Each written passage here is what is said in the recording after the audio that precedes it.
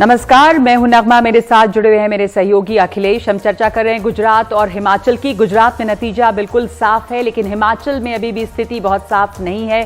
कांग्रेस अपनी बढ़त बनाई हुई है, पर गुजरात में बीजेपी रिकॉर्ड बना रही है जीत का, और रुझानों में 150 से ज्यादा सीटों पर बीजेपी आगे, यानी कि जितना दावा कर रही थी बीजेपी, वैसी ही जीत यहां पर नजर आ रही है और सालों का एक तरह से रिकॉर्ड टूट रहा है। तो गुजरात में 11 या 12 दिसंबर को शपथ ग्रहण समारोह भी होगा। इसी खबर से शुरुआत करते हैं। बिल्कुल नगमा, और ये ऐतिहासिक जीत इस लिहाज से है कि माधव सिंह सोलंकी का रिकॉर्ड था गुजरात में अभी तक 149 सीटें जीतने का, और बीजेपी जो पिछले 27 साल से सत्ता में है, हमेशा से इस रिकॉर्ड को तोड़ने की कोशिश करती रही। 2002 के बाद जब चुनाव हुए थे वहां पर विधानसभा के, तो 127 सीटें बीजेपी ने नरेंद्र मोदी के नेतृत्व में जीती थी। उसके बाद से बीजेपी चाहती थी कि उससे भी बेहतर करे। पिछली बार भी उनकी कोशिश थी 150 सीटों को पार करने की, लेकिन इस बार उन्हें यह कामयाबी हासिल हुई है। 150 से भी ज्यादा सीटें बीजेपी गुजरात में जीतती हुई दिखाई दे रही है, और ये निश्चित तौर पर इस मामले में भी ऐतिहासिक है नगमा, क्योंकि 27 साल से आप किसी राज्य में शासन में हैं और अगले 5 साल आप और रहेंगे। एक तरह से जो पश्चिम बंगाल में लेफ्ट पार्टियों का इतिहास था उसको तोड़ने की बात अब हो गई है। इसके साथ ही 7वीं बार सत्ता में बीजेपी वहां पर आ रही है। आपको यह भी जानकारी दे दूं, ब्रेकिंग न्यूज, कि 11 या फिर 12 दिसंबर को गुजरात में जो सरकार है बीजेपी की, वो शपथ ग्रहण समारोह उसका होगा, और भूपेंद्र पटेल जो अभी मुख्यमंत्री हैं, जिनके नेतृत्व में बीजेपी ने चुनाव लड़ा, वही दोबारा मुख्यमंत्री पद की शपथ लेंगे, और नए सिरे से मंत्रियों को भी उसमें वहां पर शपथ दिलाई जाएगी। मतलब कोई नेतृत्व परिवर्तन नहीं होने वाला, क्योंकि अभी मुख्यमंत्री हैं और इतने रिकॉर्ड जीत है, तो जाहिर से है कि उनके चेहरे पर एक तरह से एक मैंडेट, हालांकि चुनाव प्रधानमंत्री मोदी के नाम पे गुजरात में, उनका गृह राज्य, अस्मिता, ये तमाम चीजें उससे जुड़ी रही। मुख्यमंत्री भूपेंद्र पटेल बने रहेंगे, शायद ये खबर अभी तय है। आपको बता दें कि भूपेंद्र पटेल जो हैं वो घाटोलिया से बढ़त बनाए हुए हैं अपनी, और ऐतिहासिक जीत तो है ही, जैसा बता रहे हैं अखिलेश। अखिलेश, आपने भी ये ट्वीट भेजा, राजनाथ सिंह का ट्वीट मैं देख रही हूं कि गुजरात चुनावों में भाजपा की ऐतिहासिक विजय विकास, सुशासन और लोक कल्याण के प्रति पार्टी की प्रतिबद्धता की जीत है। इस विजय का सबसे बड़ा श्रेय प्रधानमंत्री श्री नरेंद्र मोदी के नेतृत्व के प्रति जनविश्वास, उनकी लोकप्रियता और विश्वसनीयता को जाता है। उन्हें बधाई एवं जनता के प्रति आभार। तो जाहिर सी बात है कि 27 सालों से सत्ता में बीजेपी है और दोबारा, और वो भी रिकॉर्ड नंबर से जीतती है। इसका क्या मायने, इसकी बड़ी अहमियत है। गुजरात की जनता एक मुहर लगा रही है प्रधानमंत्री मोदी के नाम पे भी। कई सारे कारण रहे हैं, जिसमें कि आपने पीएम मोदी का कहा। निश्चित तौर पर गुजरात की जनता ने पीएम नरेंद्र मोदी के नाम पर, उनके काम पर वोट दिया है। इसके साथ साथ जो भरोसा है उनके नेतृत्व में, उस पर भी अपना विश्वास जताया है। और इसके अलावा गृह मंत्री अमित शाह की कुशल जो चुनावी रणनीति है, वो एक बार फिर से गुजरात में दिखाई दी है। प्रदेश अध्यक्ष जो है सीआर पाटिल, उनका जो चुनाव का माइक्रो मैनेजमेंट है, वो उसका परिणाम बीजेपी को मिला है। इसके साथ ही जो कई साहसिक निर्णय आप जिनको कह सकते हैं राजनीति में, साहसिक इसलिए मैं कह रहा हूं क्योंकि हमेशा जोखिम रहता है कि आप जब किसी को उसका अधिकार या उसी से वंचित करते हैं तो उसकी नाराजगी होती है। इसके बावजूद 40 विधायकों के टिकट काटना 111 में से, इसके साथ ही पूरा का पूरा मंत्रिमंडल बदल देना नगमा, ये भी एक साहसिक निर्णय माना जाएगा। तो ये काम किया क्या, मंत्रिमंडल बदल देना, चेहरे बदलना, टिकट काटना? बहुत दिलचस्प सवाल आपका ये कि क्या ये काम नहीं रही, क्या ये काम किया है? क्योंकि जाहिर सी बात है कि काम किया है, जो परिणाम में दिख रहा है। और ये जो काम किया है, ये जो अन्य बीजेपी शासित राज्य हैं, खासतौर से कर्नाटक की आप बात करें, मध्य प्रदेश की बात करें, वहां के मंत्री, मुख्यमंत्री और साथ ही विधायक जो हैं, उनको अब नींद नहीं आएगी, क्योंकि उनको अभी लगेगा कि ये जो गुजरात मॉडल है बीजेपी का, जिसमें मुख्यमंत्री से लेकर के मंत्री तक सब बदल दिए जाते हैं, 40 विधायकों के टिकट काट दिए जाते हैं, क्या अब उनके राज्य की बारी है? बिल्कुल, आप तस्वीरें देख रहे हैं, सेलिब्रेशंस जो हैं वो शुरू हो गई हैं बहुत सारी जगहों पर। गुजरात से तो तस्वीरें आ ही रही हैं, पर हिमाचल में भी जो हम तस्वीर दिखा रहे हैं, हिमाचल में कांग्रेस के खेमे में काफी उत्साह है। हालांकि चुनाव कैंपेन के दौरान सब लोग कहते रहे कि ऐसा लगा कि वहां पे बहुत ज्यादा नजर आई नहीं कांग्रेस कैंपेन के दौरान। बहरहाल वहां पर कांग्रेस ने अपनी बढ़त बनाई हुई है। कांग्रेस 39 सीटों पे आगे है और बीजेपी 26 सीटों पे है। गुजरात में लेकिन बीजेपी लगभग 154 सीटों पर है और 55 सीटें बढ़ी हैं उसकी पिछली बार के मुकाबले। और आम आदमी पार्टी की जो कहानी है वो भी भूलिए मत, उन्हें भी कुछ यहां पर वोट जरूर मिले हैं। हाँ, ये जरूर है कि जैसा वो दावा कर रहे थे वो तो मिलना नहीं था, पर उन्हें वोट अभी तो मिले ही हैं। 5 सीटें उन्हें मिली हैं जो अभी दिखाई दे रही है, और उन्हें उम्मीद यही है कि कैसे वो नेशनल पार्टी बनेंगे। यहां उनके हेडक्वार्टर्स में इसकी तैयारी दिख रही है। हिमाचल के नतीजे हमने आपको बताए कि वहां पर अभी जो है कांग्रेस लीड कर रही है, तो 39 सीटों पे है और 18 सीटें बढ़ी हैं कांग्रेस की। तो हिमाचल अखिलेश अपना वो ट्रेंड जो रिवाज है वो बनाया हुआ है कि वहां पे रिपीट नहीं होती है सरकार जो है। निश्चित तौर पर, और बीजेपी अब इसी बात का हवाला दे रही है। हालांकि बीजेपी दावे कर रही थी चुनाव प्रचार के दौरान कि जो रिवाज है हिमाचल प्रदेश का उसको बदल दिया जाएगा। वो उदाहरण देते थे उत्तराखंड का, उत्तर प्रदेश का, कि वहां पर भी यही रिवाज था कि हर 5 साल में सत्ता बदलती है, लेकिन हमने उस रिवाज को पलट दिया। हिमाचल प्रदेश में भी हम उस रिवाज को पलटेंगे। लेकिन ऐसा लग रहा है कि जो बागी हैं, जो टिकट वितरण है बीजेपी का जिस तरह से हिमाचल प्रदेश में हुआ, वो उसको भारी पड़ा है। अगर ठीक से वो 5 टिकट भी अगर ठीक से दे दिए होते उन्होंने, जिनको जो बागी हुए हैं, तो शायद तस्वीर कुछ अलग नजर आती हिमाचल प्रदेश में। लेकिन निश्चित तौर पर ये दिख रहा है कि बीजेपी के अपने जो अंदरूनी मतभेद हैं हिमाचल प्रदेश में, वो उस पर भारी पड़े हैं। और अगर बीजेपी थोड़ी सी अगर कहें कि अगर टिकट बंटवारे में सावधानी बरतती तो शायद ये तस्वीर पलट भी सकती थी उसके पक्ष में। लेकिन नगमा, एक बात जो कही जाती है कि ठीक है कांग्रेस पार्टी को सीटें मिल गई ज्यादा, इससे कोई फर्क नहीं पड़ता, बीजेपी तो सरकार बना लेगी क्योंकि केंद्र में उसकी सरकार है, उसने कुछ अन्य राज्यों में भी ऐसा ही किया। लेकिन ये कहना आसान है, करना मुश्किल दिखाई दे रहा है हिमाचल प्रदेश में, क्योंकि जो आंकड़े हैं आज की तारीख में और इस समय हम जब बात करें बिल्कुल कांग्रेस के पक्ष में दिखाई दे रहे हैं। चाहे आप कुछ भी जोर लगा लीजिए, लेकिन वहां पर आप इसको नहीं कर पाएंगे। लेकिन इसमें साथ में लेकिन जोड़ना इसलिए जरूरी है क्योंकि मुख्यमंत्री का जो मुद्दा है कांग्रेस ने इसको सेटल नहीं किया था। वो एक सामूहिक नेतृत्व में चुनाव मैदान में उतरी थी और वहां पर कम से कम नगमा आधा दर्जन जो मुख्यमंत्री पद के उम्मीदवार हैं कांग्रेस के भीतर, और हम कुछ देर पहले रिपोर्ट देख रहे थे, हमारे सहयोगी सौरभ शुक्ला बता रहे थे प्रतिभा सिंह के घर से, और वहां पर नारेबाजी शुरू हो गई थी कि प्रतिभा सिंह को मुख्यमंत्री बनाया जाए। तो वो अंदर में कुछ परेशानियां हो सकती हैं जिसकी वजह से हो सकता है कुछ लोग नाराज हों, कहीं और खिसकें। पर ये देखिए गुजरात में बीजेपी का जश्न और हार्दिक पटेल को મૃદુદ મુખ્યમંત્રી માને ભૂપેન્દ્રભાઈ પટેલ સાહેબની છે। આ જીત CR પાટીલ સાહેબના આક્રમક કામોની છે અને સ્વાભાવિક છે કે આ જીત આવતા 25 વર્ષનું ગુજરાત કેવું હશે એ નક્કી કરશે અને સમગ્ર ગુજરાતના જેટલા પણ ઉમેદવારો જીત્યા છે ભારતીય જનતા પાર્ટીના સૌને ખૂબ ખૂબ શુભેચ્છાઓ પાઠવું છું। આજથી અમારી જવાબદારીઓ શરૂ થાય છે, જે જવાબદારી આવતા 5 વર્ષ સુધી અમારા વિસ્તારની અંદર અમે નિભાવીશું।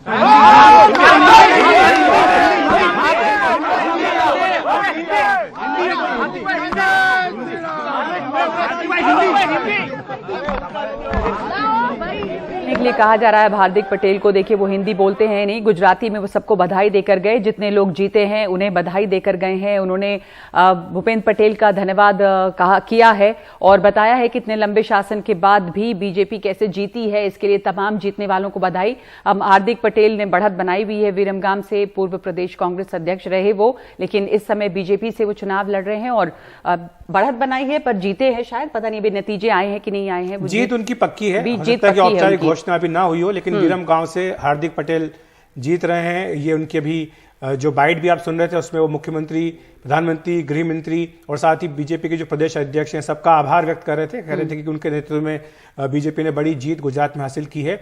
और हार्दिक पटेल का नगमा बड़ा इंटरेस्टिंग है, जिस सीट से वो चुनाव लड़ रहे थे इस बार, पिछली बार इसी सीट पर उन्होंने कांग्रेस के उम्मीदवार के पक्ष में प्रचार किया था। तब वो 25 वर्ष से कम उम्र के थे, इसलिए चुनाव नहीं लड़ सकते थे, लेकिन इस बार उसी सीट से उस उम्मीदवार के खिलाफ उन्होंने चुनाव लड़ा जिसके लिए पिछली बार वो वोट मांग रहे थे। ये बहुत दिलचस्प है। राजनीति में कुछ का कुछ होता है, तो जिसके लिए आप प्रचार कर रहे थे अब उसके खिलाफ चुनाव लड़ रहे हैं, बढ़त बनाए हुए हैं वो, और वो जीतेंगे, ऐसी जीत भी उनकी पक्की बताई जा रही है। वैसे भी बीजेपी यहां पर रिकॉर्ड बना रही है जीत का, 154 सीटों पर बीजेपी आगे है। तस्वीरें हम आपको गुजरात की कुछ देर पहले दिखा रहे थे। देखिए ये आंकड़े जो हैं गुजरात के दिखाई दे रहे हैं कि बीजेपी कैसे किन किन इलाकों में आगे है। जैसे मध्य गुजरात में 44 सीटों पर बीजेपी जो है वो जीत रही है, अपनी बढ़त बनाई हुई है, वहां पर उसकी सीटें बढ़ी हैं। उत्तर गुजरात में देखिए तो वहां पर 37 सीटों पर बीजेपी अपनी बढ़त बनाई हुई है और 10 सीटें विधानसभा चुनाव के मुकाबले जो 2017 में थी उससे उसकी बढ़ी हैं। सौराष्ट्र के इलाके में भी 23 सीटें बढ़ी हैं, 46 सीटों पर यहां पर बीजेपी है 56 में से। और जो दक्षिण का इलाका है वहां पर बीजेपी को 27 सीटें मिली हैं और वहां पर भी बढ़त बीजेपी की है। मतलब 2017 के असेंबली चुनाव को अगर आप देखें तो लगातार बढ़त बनाई हुई है बीजेपी। और हमारे साथ मेहमान जुड़ गई आम आदमी पार्टी से प्रियंका कक्कड़ हमारे साथ जुड़ गई हैं। आपका स्वागत है प्रियंका जी। लेकिन गुजरात के जो नतीजे आए क्या वो आपके लिए निराशाजनक हैं? क्योंकि आपके जो 3 बड़े चेहरे थे गुजरात में, ईशुदान गढ़वी, अल्पेश कथेरिया, गोपाल इटालिया, ये सब के सब पिछड़ गए हैं, चुनाव हारते हुए दिखाई दे रहे हैं। जो बढ़ चढ़ करके दावे किए गए थे चुनाव प्रचार के दौरान, अरविंद केजरीवाल ने 65 से ज्यादा सभाएं की थी, इसके अलावा रोड शो किए थे, प्रेस कॉन्फ्रेंसेस की थी, लेकिन केवल 5 सीटें आम आदमी पार्टी को मिल रही है। उन्होंने तो कहा कि मैं लिख के दे रहा हूं कि गुजरात में आम आदमी पार्टी की सरकार बन रही है, लेकिन केवल 5 सीटें, निराशाजनक प्रदर्शन। बिल्कुल भी नहीं। सभी को नमस्ते। अभी आपके बोलते बोलते 6 हो गई है। अच्छा। देखिए, सबसे पहले तो एक सिंपल सा आकलन है, भाजपा जो इतनी अपने आप को देश की सबसे बड़ी पार्टी बताती है, खैर उनको मुबारक आज के लिए पहली बात तो, पर जो अपने आप को विश्व की सबसे बड़ी पार्टी बताती है, उसको 23 साल हो गए और 8 ही सीटें ला पाई है वो दिल्ली में आज तक। उस हिसाब से हम 23 हफ्तों से लगे हैं गुजरात में और 6 सीटें दिखा रहे हैं। नहीं, 2017 में भी आप लड़ चुके हैं, 2017 में भी लड़े हैं आप, 2011 में भी आपने निगम का चुनाव लड़ा है। तो उस हिसाब से देखिए 80,000 वोट नहीं थे आप उस टाइम हमें 80,000 वोट पड़ा था, आज हमें 25 लाख प्लस वोट पड़ा है। तो ये हम नेशनल पार्टी तो बन ही गए, सीटें कितनी आती हैं थोड़ी देर में क्लियर हो जाएगा। तो आपका मेन मुख्य उद्देश्य था क्या कि आप, खुशी की बात है, मुख्य उद्देश्य क्या था, नेशनल पार्टी बन जाएं या गुजरात 92 सीट्स का दावा लिखकर किया था अरविंद केजरीवाल ने, लेकिन अब इस पे आप लोग सेटल हो गए कि चलिए दिल्ली तो हम जीत गए और अब हम नेशनल पार्टी भी बन जाएंगे, तो एक बोनस मिल रहा है। नगमा जी, चुनाव में हार जीत तो लगी रहती है और ये जनता का जो भी फैसला है वो सर माथे पर। बट एक चीज बड़ी इंटरेस्टिंग है ना इसमें, देखिए हमने जाके गढ़ में लड़ा और प्रॉब्लम ये थी कि एक तरफ प्रधानमंत्री जी कह रहे थे कि कांग्रेस चुपचाप से प्रचार कर रही है और कांग्रेस वाले कह रहे थे कि आप आम आदमी पार्टी को वोट मत देना, वोट देना है तो भाजपा को दे दो, कांग्रेस को नहीं देना। तो इसके बीच भी हम 6 सीटें हैं, 25 लाख वोट ले आए हैं और भाजपा जो आज तक 23 साल में 8 सीटें ला पाई दिल्ली में, उससे तो काफी अच्छा प्रदर्शन करके दिखाया 23 हफ्ते में। जी, हमारे साथ अमिताभ तिवारी भी जुड़ गए हैं, राजनीतिक विश्लेषक। अमिताभ जी, बीजेपी की जो ऐतिहासिक जीत हुई है, 7वीं बार सत्ता में बीजेपी आ रही है, 27 साल से पार्टी सत्ता में थी, एक बार फिर से वो आएंगे और जो लेफ्ट पार्टियों का रिकॉर्ड था उसको भी एक तरह से तोड़ दिया है। क्या कहेंगे, आपका आकलन बीजेपी की जो जीत हुई है गुजरात में, इसके बारे में क्या क्या फैक्टर्स हैं जो उनके पक्ष में उन्होंने काम किया? देखिए, बीजेपी को इस बार समझ आ गया था कि आम आदमी पार्टी की एंट्री से इस बार जो उनका रिकॉर्ड है 127 सीटों का, उसको या फिर जो माधव सिंह सोलंकी का जो रिकॉर्ड है 149 सीट्स का, उसको तोड़ने का अच्छा मौका है। इसलिए हमने देखा है कि गृह मंत्री और प्रधानमंत्री यहाँ पर उन्होंने काफी समय बिताया है, जो लोगों को लग रहा था कि शायद बीजेपी। अमिताभ जी, मैं 1 सेकंड आपको रोकूंगा, आपके पास वापस आऊंगा, लेकिन दर्शनाबेन जरदोश हमारे साथ हैं, रेलवे राज्य मंत्री। दर्शनाबेन, आपका बहुत बहुत स्वागत है एनडीटीवी इंडिया पर। गुजरात में जो ऐतिहासिक जीत हुई है बीजेपी की, आपके हिसाब से इसका क्या खास कारण रहा है कि गुजरात की जनता ने एक बार फिर से 27 साल में शासन रहने के बावजूद बीजेपी पर विश्वास जताया है? भारतीय जनता पार्टी के प्रति भरोसा और ये गुजरात हमने बनाया है, ये 2-3 स्लोगन जो है वो सच में वो अनुभूति की बात करते हैं, क्योंकि हम लोग जब विकास की बात करते हैं तो उनका फील होना भी जरूरी होता है। और मैं सूरत से आती हूँ, सूरत में 7 में से 7 सीट, 12 में से 12 और जिले की 7 गिरे तो 16 में से 16 सीट जो डेवलपमेंट के नाम पर हम लोगों ने जीती थी, जो कायम था, वहां से ही आप पार्टी की राजनीति की शुरुआत हुई, जहां आप पार्टी के अध्यक्ष थे, जहां उनको लग रहा था कि कॉर्पोरेशन के कारण यहाँ उनको कुछ बहुत फायदा होने वाला है, और फिर यहाँ से वो धीरे धीरे चलकर आगे गुजरात में और जगह जाने लगी।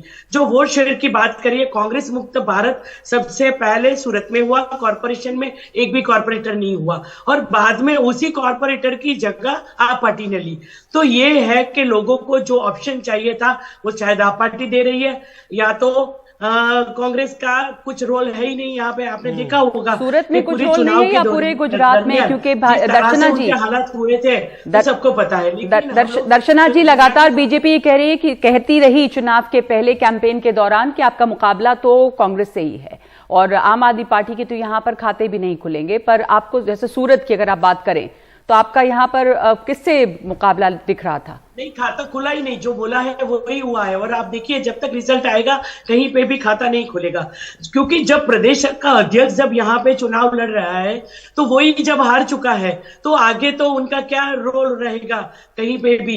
तो भारतीय जनता पार्टी का जो भरोसे की बात है और जो वसुधैव कुटुंब की तरह ये G20 समिट का भी लोगो हमारा था और एक परिवार की तरह प्रधानमंत्री हो या बूथ का कार्यकर्ता हो, सब साथ में मिलकर अपना 100% देते हैं। हम बूथ पे लड़ाई लड़ते हैं, हम पन्ने के प्रमुख के ऊपर लड़ाई लड़ते हैं, और जो डेवलपमेंट की बात हो, लोगों को अनुभूति की बात होती है, जो विश्वास कायम होता है कि प्रधानमंत्री जो बोलते हैं वो करते हैं। जब मुख्यमंत्री थे तब भी बोलते थे कि उसका जिसका खातमुहूर्त करेंगे उसका उद्घाटन भी हम करेंगे। तो ये चीज में भरोसे की बात आती है और भारतीय जनता पार्टी के प्रति लोगों का भरोसा है। जो 50% वोट शेयर जब भारतीय जनता पार्टी ने हासिल किया है और उसका परिणाम अभी यहाँ पे ये चुनाव में आपको दिखने को मिला है। दर्शना बहन, एक जो सवाल उठता है गुजरात की इस बड़ी जीत के बाद, क्या आप मानती हैं कि ये जो गुजरात की बड़ी जीत है इसके बाद 2024 का जो लोकसभा चुनाव है उसके लिए एक तरह से बीजेपी का लॉन्चिंग पैड ये काम करेगा? यहां से बीजेपी अब आगे जाकर के अपने जो अन्य चुनाव होने वाले विधानसभा के हों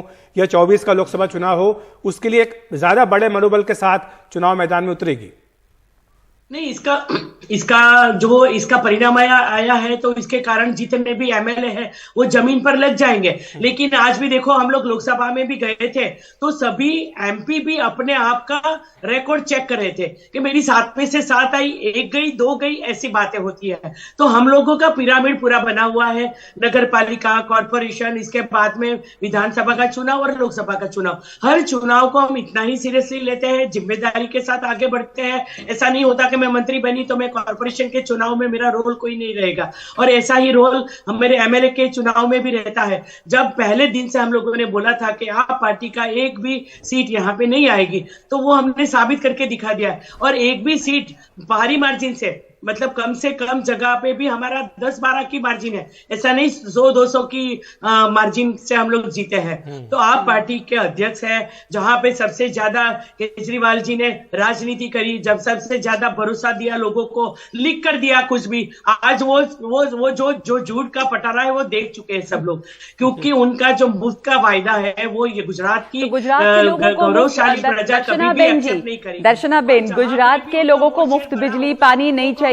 गुजरात, सूरत में खास करके इतना इंडस्ट्रियल शहर है, पर रिसेशन, जीएसटी, तमाम चीजों का कोई असर यहां पर आपको नहीं दिख रहा है। तो क्या काम दरअसल किया है, क्योंकि इतनी रिकॉर्ड जीत और इतनी बड़ी जीत, बहुत कह रहे थे कांग्रेस भी, आप भी। हाँ, तो मैं वही तो बोल रही हूँ कि विकास की राजनीति ही चलती है। सबसे स्मार्ट सिटी है सूरत, सबसे स्वच्छ शहरों में तीसरी बार आया। तो ये सब मुद्दे जो शहरी विभाग के होते हैं, मैं टेक्सटाइल मंत्री हूं तो मुझे पता है कि यहाँ पे टेक्सटाइल के सेक्टर में जो जीएसटी मुद्दा था पिछली बार, अब इस बार डेवलपमेंट हो गया, मैनमेड फाइबर का हब हो गया, जो भी योजना हमारी निकली लोगों का इसका फील हुआ, और इसके साथ में डायमंड इंडस्ट्री, उसका डेवलपमेंट, उसका कॉर्पोरेशन के साथ में यहाँ ट्रिपल इंजन की सरकार है। हम लोग यहाँ पे डबल इंजन की नहीं, ट्रिपल इंजन की सरकार मानते हैं। तो ये पूरा पिरामिड हमारा अच्छे से चलता है, हम लोग जमीन पर है, और हम लोग जो हमारी खामियां होती है हम सुधारते चले जाते हैं। ऐसा नहीं कि हम लोग मानते ही नहीं और झूठ का वादा करते जाते हैं, जो वादा करते हैं वो पूरा। लेकिन दर्शना बहन, ये जो आम आदमी पार्टी ने इस बार चुनाव प्रचार में वादे किए थे, कई सारे मुफ्त बिजली की बात उन्होंने कही थी, अन्य जो वादे किए थे, क्या आपको लगता है कि गुजरात की जनता ने इस रेवड़ी संस्कृति को, जैसा कि बीजेपी कहती है कि ये रेवड़ी संस्कृति है, इसको खारिज कर दिया? पिछले कॉर्पोरेशन के चुनाव में भी ये बिजली का वादा किया था, तो ये चीजें तो लोगों को पता चल गई कि ये तो मिलने वाली है नहीं। और फिर घर का वादा किया था, पिछली बार जब राजनीति हुई थी लोगों को घर देने का वादा, तो प्रधानमंत्री आवास सबसे ज्यादा सूरत में बने, और सूरत में बनने के कारण जो लोग प्रधानमंत्री के आवास में रह रहे हैं वो अनुभूति की बात हो, फील की बात होती है, डेवलपमेंट फील किया जाता है। तो ये डेवलपमेंट विकास दिखता भी है, सबसे ज्यादा मीडिया के लोग भी सूरत आए होंगे, बड़े शहर में गए होंगे, तो सबका परिणाम सबको दिखता होगा कि डेवलपमेंट किस तरह से होता है, किस तरह से ड्रास्टिक चेंज हम करते हैं। कॉर्पोरेशन का कॉन्क्लेव जब होता है स्मार्ट सिटी का, सूरत में आयोजित होता है, तो आप देखिए कि ये मॉडल बना हुआ है, गुजरात मॉडल जिस तरह से बना हुआ है, अर्बन एरिया में भी हम लोग इतने मॉडल बनाते हैं कि जिसका इम्प्लीमेंटेशन बाद में निकलकर पूरे देश में होता है। तो ये डेवलपमेंट ही जो सबसे बड़ा मुद्दा रहा है। और इसके डेवलपमेंट, दर्शना दर्शना जी, एक आखिरी सवाल, डेवलपमेंट के मुद्दे पे आपने बात की, संस्कृति की बात होती है, राम मंदिर निर्माण की बात होती है। दर्शना जी, तो ये योगी के प्रति का जो उनका वो तो रोड शो में तब दिखाई दिया कि राम मंदिर के प्रति जो लोगों की एक अपेक्षा थी, इसमें सबसे ज्यादा देखा होगा कि राम मंदिर के निर्माण में सबसे ज्यादा। दर्शना जी, ये जो चुनाव है वो राम मंदिर के मुद्दे पर हुआ कि डेवलपमेंट के मुद्दे पर हुआ? डेवलपमेंट की बात आपने किया है तो क्या वो मोरबी वगैरह जो है वो इशू नहीं रहा? नहीं रहा, क्योंकि वहां जो क्विक एक्शन हुए, जहां जिस तरह से प्रधानमंत्री चले गए, हमारे जो एमएलए का कैंडिडेट है वो जो जिस तरह से नदी में कूदकर सेल्फ सभी को मदद करते हैं। कोविड के टाइम में भी ऐसा रहा कि कोविड में सबसे ज्यादा ट्रेनें यहाँ 800 ट्रेनें सूरत से चली और लगता था कि लोगों का यहाँ पे भरोसा उठ गया है, ये सूरत कैसे आगे बढ़ेगा। यहाँ डिजास्टर जब भी आए, पहले बाढ़ भी आती थी, धरतीकंप भी आया, तो ये सभी जगह जब तकलीफ आती है तो भारतीय जनता पार्टी का कार्यकर्ता जी, एक जाते जाते आपसे आखिर में एक सवाल पूछेंगे नहीं करता जी, आपसे जाते जाते आखिरी सवाल यही है कि जिस तरह से आम आदमी पार्टी को करीब 12-13% वोट मिल रहे, ठीक है कि उनको सीटें नहीं मिल रही हैं, लेकिन वोट जो मिला 12-13%, ये आने वाले समय में क्या बीजेपी के लिए सिरदर्द खड़ा कर सकता है? लेकिन वोट शेयर हमारा तो नहीं काटा उन्होंने, हमारा तो वोट शेयर बढ़ा है, हम तो 50% तक पहुंच गए 49 से। तो ये वोट शेयर काटा है तो कांग्रेस का काटा है, तो कांग्रेस का ऑप्शन ही लोगों ने ढूंढा है। तो ये दिल्ली में भी यही हुआ है और आगे वाले समय में भी ये रहता होगा कि कांग्रेस मुक्त भारत की ओर आगे बढ़ते हुए लोगों ने शायद उनके विकल्प के रूप में स्वीकारा होगा, लेकिन कितने स्टेट में वो कर पाएंगे वो मुझे नहीं पता, क्योंकि अभी ये यात्रा चल रही है राजस्थान से होकर, और राजस्थान के प्रभारी गुजरात के प्रभारी थे, तो उनका रोल क्या रहा यहाँ पे? जो वादे कांग्रेस ने किए थे और आपने किए थे, तो लोगों को तो ये पता चल गया, और ये मुफ्त की रेवड़ी यहाँ पे नहीं चली, ये लोगों ने साबित कर लिया। जी, बहुत बहुत शुक्रिया आपका दर्शना बहन जरदोश, हमारे साथ विस्तार से समझाने के लिए कि गुजरात के जो आज परिणाम आए इसका बीजेपी के लिए, देश के लिए क्या मायने हैं। और हमारे साथ बाकी लोग भी जुड़े हुए हैं। अमिताभ तिवारी हैं हमारे साथ, पॉलिटिकल एनालिस्ट, यहाँ स्टूडियो में सुदीप जी हमारे साथ बने हुए हैं। गुजरात की बात हमने सुनी अभी। सुदीप जी, अगर मैं आपसे शुरुआत करूं इसकी कि डेवलपमेंट पे वोट हुआ, पर साथ साथ उसी सांस में वो राम मंदिर की भी बात करें कि कैसे लोगों ने भरोसा जताया। यहाँ मोरबी हादसा हुआ, जहाँ डेवलपमेंट की बात होती है, वहाँ अस्पताल की बदहाली दिखी, वहाँ पे दिखा कि कैसे ब्रिज में करप्शन का, तो ये सब लोगों को कोई फर्क नहीं पड़ता। आपको क्या लग रहा है गुजरात में किस चीज पे वोट हुए हैं? प्रधानमंत्री मोदी के मेगा रोड शो, उनका गृह राज्य है, ये इश्यूज ही रहे हैं विधानसभा में। देखिए जो बीजेपी का जो गुजरात मॉडल या डेवलपमेंट मॉडल जिसको कहते हैं, उसमें लोग ये कहते हैं कि हाईवे। सुधीर जी माफी चाहूंगा, आपको रोकूंगा क्योंकि सीआर पाटिल प्रेस कॉन्फ्रेंस कर रहे हैं, सीधे वहीं चलते हैं। 27 साल के बाद और 5 साल के लिए सरकार बनाने जा रही है। गुजरात की जनता ने पहले से ही प्रदेश में प्रचंड बहुमत से भाजपा की सरकार बनाने का संकल्प कर लिया था। आज गुजरात की जनता ने अपना आशीर्वाद भारतीय जनता पार्टी को दे दिया है। मैं गुजरात की जनता का नतमस्तक होकर आभार प्रकट करता हूं। इस ऐतिहासिक विजय में जनता के आशीर्वाद के साथ साथ में अंतःकरणपूर्वक माननीय प्रधानमंत्री श्री नरेंद्र मोदी जी का आभार प्रकट करता हूं, जिन्होंने भाजपा को विजयी बनाने के लिए कठोर परिश्रम किया। उन्होंने 31 जनसभाएं की, 3 भव्य रोड शो किए। इस विजय के शिल्पकार माननीय नरेंद्र मोदी जी है।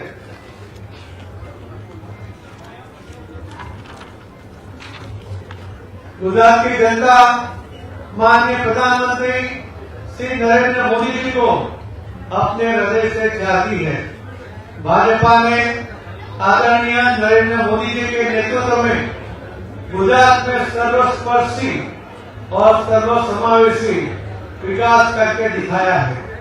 इस विजय के लिए मैं माननीय गृह मंत्री श्री अमित भाई शाह साहब का भी आभार व्यक्त करता हूं, जिन्होंने पूरे गुजरात में 33 जनसभाएं की, रोड शो किए, कार्यकर्ताओं का उत्साह बढ़ाने का और कार्यकर्ताओं को मार्गदर्शन कर एक वातावरण तैयार किया। साथ में मैं राष्ट्रीय अध्यक्ष माननीय श्री जेपी नड्डा जी का भी आभार व्यक्त करता हूं। उन्होंने गुजरात चुनाव में हमारा मार्गदर्शन किया। और जनसभाएं संबोधित कर एक वातावरण तैयार किया। पूरे प्रचार अभियान के दौरान हमें पार्टी के वरिष्ठ नेतृत्व का निरंतर सहयोग और मार्गदर्शन प्राप्त हुआ। इसमें हमारे सहप्रभारी श्री गुप्ता साहब का भी बहुत बड़ा योगदान रहा। इसमें अपार शक्ति और प्रेरणा मिलती रही। कार्यकर्ताओं का उत्साहवर्धन होता रहा। मैं माननीय मुख्यमंत्री श्री भूपेंद्र भाई पटेल का आभार व्यक्त करता हूं। इस चुनाव में भव्य विजय के लिए मैं भाजपा के केंद्रीय नेतागण, मंत्रिमंडल के सदस्य, भारतीय जनता पार्टी शासित राज्यों के मुख्यमंत्री, अन्य राज्यों के हमें चुनाव में सहायता करने आए हमारे महिला एवं पुरुष कार्यकर्ता, गुजरात भाजपा के 80 लाख कठोर परिश्रमी पेज कमेटी के कार्यकर्ता और सदस्यों का हृदय से आभार व्यक्त करता हूं। भाजपा कार्यकर्ताओं का विजयी संकल्प लेकर चुनाव के मैदान में उतरे। ये हमारे लाखों कार्यकर्ताओं ने अपने अप्रतिम परिश्रम से जनता की सेवा करते हुए ये विजय प्राप्त किया है। मैं जब पूरे प्रचार अभियान पर नजर डालता हूं और मेरे मन में 3 शब्द आते हैं: संकल्प, कठोर परिश्रम और संतोषजनक परिणाम। चुनाव अभियान में मुझे सबसे ज्यादा प्रसन्नता कार्यकर्ताओं के उत्साह और उनके अथक परिश्रम को देखकर हुई। चुनाव प्रचार अभियान कार्यकर्ताओं के लिए जीवन का एक यादगार अनुभव होता है। यह संगठन के दृष्टिकरण और विस्तार का अवसर होता है। जनता और संगठन के रिश्तों में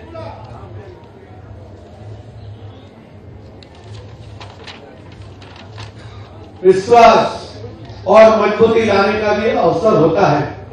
कार्यकर्ता घर घर रहे, उन्होंने पार्टी के संदेश और आदरणीय प्रधानमंत्री की केंद्र की सरकार और गुजरात में भूपेंद्र पटेल जी की सरकार के विकास कार्य को जन जन तक पहुंचाया। हमें उन पर बहुत गर्व है। हमारा प्रचार भाजपा के प्रत्येक कार्यकर्ता के कठिन परिश्रमों की कहानी है, जिसने एक बेहतर गुजरात के सर्जन के लिए निस्वार्थ योगदान दिया है।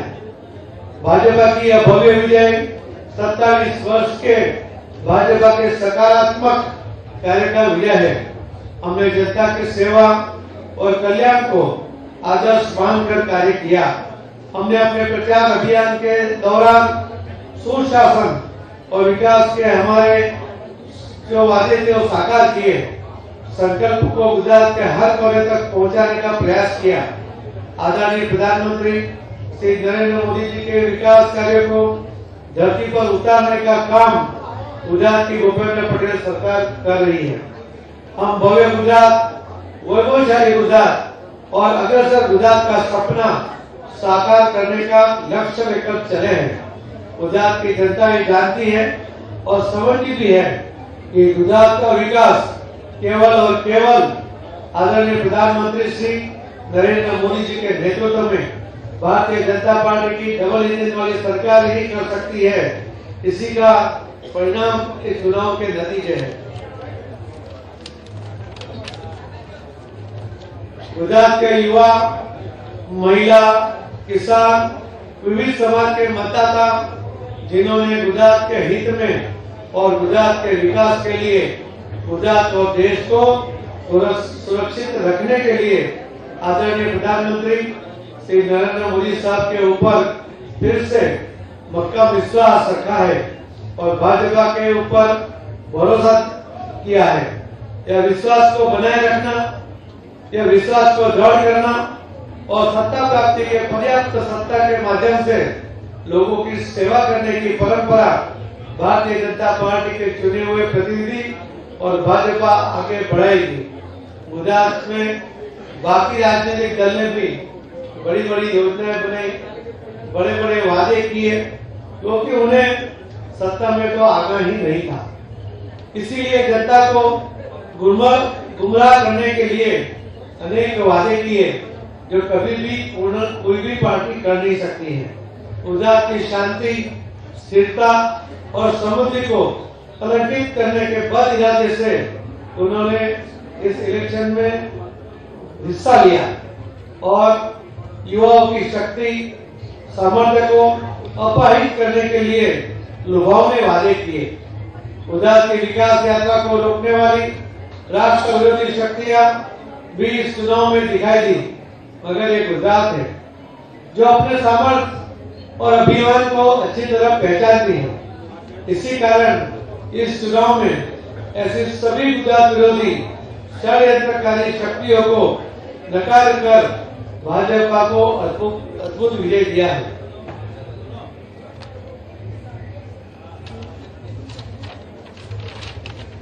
कई लोगों ने तो हमारी सरकार बनेगी ऐसा लिखकर दिया।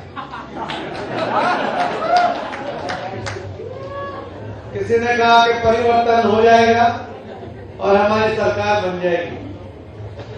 आज गुजरात के लोगों ने जो सोच समझ कर वोट करती है, अच्छा बुरा अच्छी तरह समझती है, उन्होंने उनको उनकी सभी टिकटें कैंसिल करवा दी। मुझे विश्वास है कि गुजरात की जनता के आशीर्वाद से गुजरात में एक बार पुनः प्रचंड बहुमत से भाजपा की सरकार बनी है। तो आदरणीय प्रधानमंत्री श्री नरेंद्र मोदी जी के नेतृत्व में गुजरात के डबल इंजन वाली भाजपा का सरकार गुजरात में विकास के नए आयाम स्थापित करने के लिए कटिबद्ध है। गुजरात के युवा, महिला, किसान एवं विभिन्न समाज के मतदाताओं को गुजरात के हित और गुजरात के सातत्यपूर्ण विकास के लिए गुजरात और राष्ट्र को सुरक्षित रखने के लिए अखिलेश यादव को सुनाते हैं। अखिलेश यादव मैनपुरी, वहां पे देखिए तस्वीरें आप वहां की भी आ रही हैं और सुनते हैं कि अखिलेश यादव क्या कह रहे हैं यहाँ पे।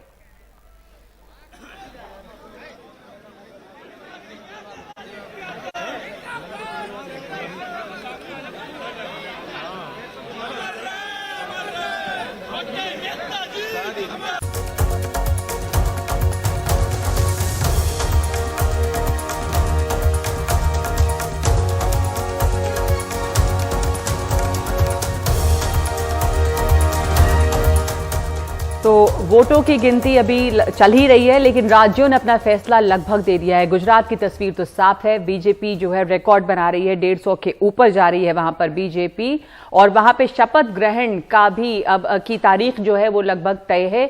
गुजरात में आप देखिए बीजेपी 158 पे समय दिख रही है, और ये बड़ी खबर इस वक्त आ रही है ब्रेकिंग न्यूज के 12 तारीख को शपथ ग्रहण गुजरात में होगा। बीजेपी की बड़ी जीत, रिकॉर्ड जीत है ये, और वो भी कितने सालों के शासन के बाद ये जीत है। ये भी तय हो गया है कि दोपहर के 2 बजे होगा शपथ ग्रहण, तो कुछ अच्छा मुहूर्त 12 तारीख को दोपहर के 2 बजे अखिलेश ये निकला हुआ है शायद। राजीव शुक्ला को सुन लेते हैं। हिमाचल प्रदेश में भी वहाँ एक खबर बड़ी कि कांग्रेस को वहाँ पर स्पष्ट बहुमत मिलता दिख रहा है। और इस चुनाव में जिन लोगों की महत्वपूर्ण भूमिका रही, मैं कहना चाहूँगा, मैं धन्यवाद करना चाहूँगा प्रियंका गांधी जी का कि उन्होंने इसमें वक्त दिया और उन्होंने कांग्रेस के जो वहाँ चुनाव प्रचार की कमान थी उसको संभाल के बहुत अच्छी तरह से उन्होंने प्रचार किया, उसका बहुत असर किया। सोनिया जी का बराबर हर निर्णय में जो सहयोग रहा, जो उन्होंने एक तरह से फ्रीडम दी, उसकी हम जितनी भी सराहना करें वो कम है। और उनकी अध्यक्षता में ही कैंडिडेट फाइनलाइज किए गए थे और उसके बाद वो हटी थी। और राहुल जी की भारत जोड़ो यात्रा भले वहाँ ना आए हो, लेकिन उसका असर जो है हिमाचल की जनता पे भी बहुत था। और मल्लिकार्जुन खड़गे जी हमारे नए अध्यक्ष आई, वहाँ प्रचार भी करने गए, और खड़गे जी ने भी जिस तरह से हमें पूरी तरह से निर्णय की आज़ादी दी और जिस तरह से उन्होंने सहयोग किया और स्वयं कैंपेन किया, खड़गे जी के मैं विशेष रूप से आभारी हैं। केसी वेणुगोपाल जी शुरू से जो उनसे कहा उन्होंने हर बात मानी, हर तरह से सहयोग किया। और इन सब से ऊपर हिमाचल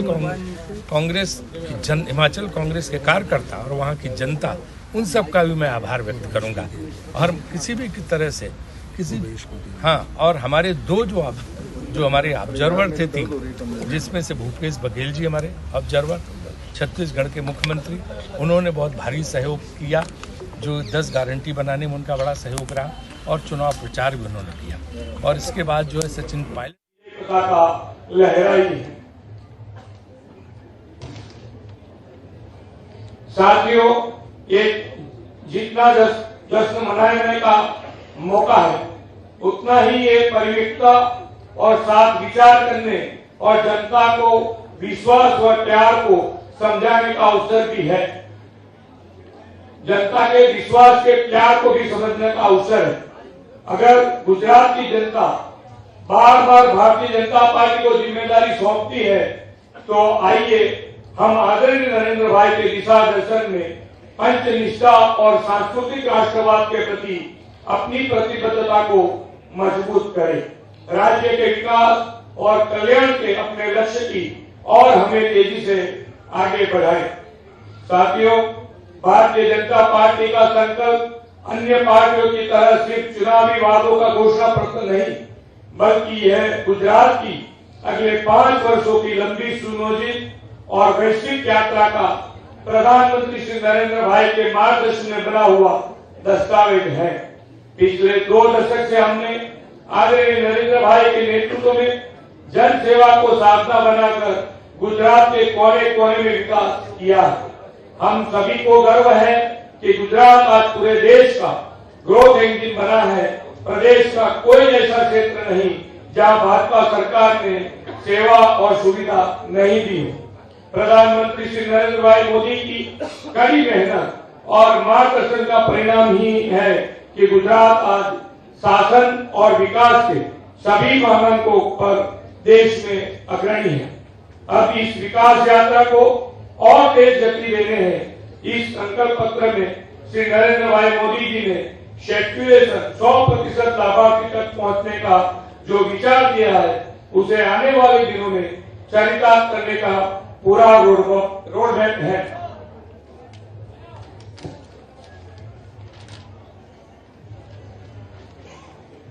गुजरात कृषि इंफ्रास्ट्रक्चर कोष के तहत एपीएमसी, किसान मंडियां, वर्गीकरण, grading units, cold chain, warehouse, primary processing units आदि के आधुनिकीकरण पर 10,000 करोड़ रुपए का निवेश किया जाएगा।